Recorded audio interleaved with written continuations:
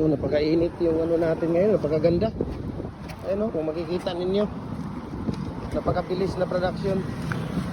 Ang steel plate naman natin dito, talagang 4 mm thickness po yung ginagamit natin sa ating pins concrete post molder o dragon fruit post molder natin.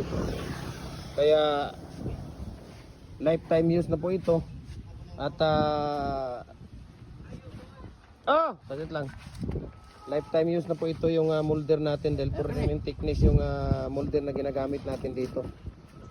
So kung gusto nyo makuha ang price list dito sa lahat ng mga molder natin, i-message nyo ako, share ko sa inyo ang price list at shipping details dito sa lahat ng mga molder natin.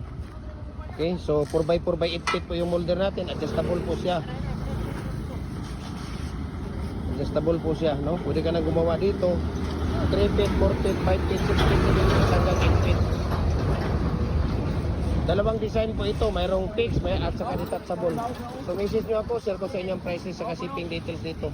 Concrete post, dragon fruit post, molder natin, lahat. Kompleto tayo sa mga design. Maraming salamat po and God bless po.